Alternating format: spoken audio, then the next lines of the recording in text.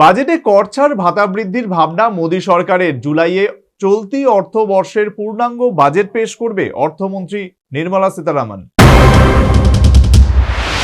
সম্ভবত 22শে জুলাই নতুন মোদী সরকারের বাজেট পেশ হতে চলেছে।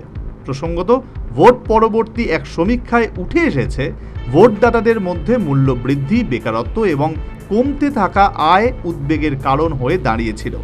2023-24 অর্থবর্ষে ভারতীয় অর্থনীতি বিশ্বের অন্যান্য দেশকে পিছনে ফেলে 8.2% হারে বেড়েছে।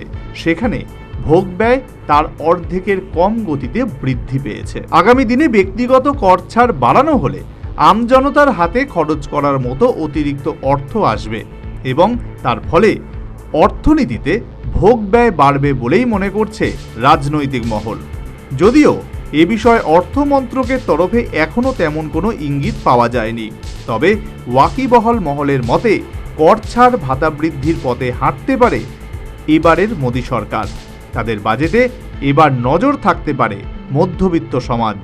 আগামী জুলাইয়ে চলতি অর্থবর্ষের পূর্ণাঙ্গ বাজেট পেশ করতে চলেছে কেন্দ্রের মোদী সরকার। লোকসভা নির্বাচনের কারণে ফেব্রুয়ারিতে ভোট অন অ্যাকাউন্ট পেশ করেছিলেন কেন্দ্রীয় অর্থমন্ত্রী নির্মলা সীতারামন। আগামী বাজেটে সরকার নির্দিষ্ট কিছু ক্ষেত্রে ব্যক্তিগত আয়কর হার কমানোর কথা বিবেচনা করছে বলে সূত্রের খবর। এবার ভোগ ব্যয় বাড়াতে নিম্ন আয়ের ব্যক্তিদের জন্য আয়কর কমানোর পথে হাঁটতে পারে কেন্দ্র। বিষয়টির সঙ্গে যুক্ত ব্যক্তিদের উদ্ধৃত করে এমনটাই দাবি করেছে কয়েকটি সর্বভারতীয় সংবাদ মাধ্যম। কেন্দ্রের লক্ষ্য 50,000 কোটি টাকার বেশি ভোগ বাজারে ছেড়ে রাখা। মানুষের হাতে টাকা থাকলে তা অর্থনীতিকে সচল রাখতে সহায়ক হবে। অর্থমন্ত্রী নির্মলা সীতারামন চলতি সপ্তাহে অর্থনীতিবিদ, ট্রেড ইউনিয়ন এবং বণিক সভা সহ অংশীদারদের সঙ্গে প্রাক বাজেট পরামর্শ করেছেন সম্প্রতি।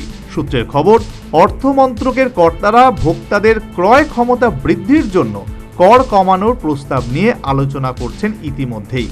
5 লক্ষ থেকে 15 লক্ষ টাকা বার্ষিক আয়ের শ্রেণী যারা 5 থেকে 20% আয়কর দিয়ে থাকেন, এই প্রস্তাব বাস্তবায়িত হলে তাঁরা উপকৃত হবেন। আয়করের একটি নতুন স্ল্যাবও বিবেচনা করতে পারে নতুন সরকার। জানা গিয়েছে পুরোটাই এখন পরিকল্পনার পর্যায়ে রয়েছে। প্রধানমন্ত্রীর দপ্তর থেকে অনুমোদন এলে জুলাইয়ের গোড়ায় বাজেট পেশের কিছু আগে এই ব্যাপারে চূড়ান্ত সিদ্ধান্ত নেওয়া হতে পারে। আয়কর হ্রাসের ফলে স্বাভাবিকভাবেই সরকারের রাজস্ব আয় কমবে ঠিকই, কিন্তু সাধারণ মানুষের হাতে টাকা এলে বাজার সচল থাকবে। সরকার চলতি অর্থ বছরে জিডিপির 5.1% রাজস্ব ঘাটতির লক্ষ্যমাত্রা ধরে রাখার পরিকল্পনা করেছে বলে জানা গিয়েছে। 50,000 কোটি টাকা মূল্যের ভোগ বাজার ব্যবস্থার প্রায় অর্ধেক আসবে আয়কর হ্রাস থেকে, বাকিটা আসবে অন্যান্য পদ্ধতি থেকে।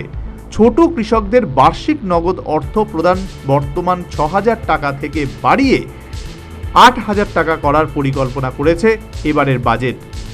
এছাড়াও ন্যূনতম চাকরির নিশ্চয়তা কর্মসূচির অধীনে বার্ষিক অর্থ প্রদান বৃদ্ধি এবং মহিলা কৃষকদের জন্য আর্থিক সহায়তা বৃদ্ধির বিষয়েও আলোচনা হয়েছে বলে অর্থ মন্ত্রণালয় সূত্রে খবর। বিধিন সরকারের রিপোর্ট, নিউজ ভ্যানগার্ড।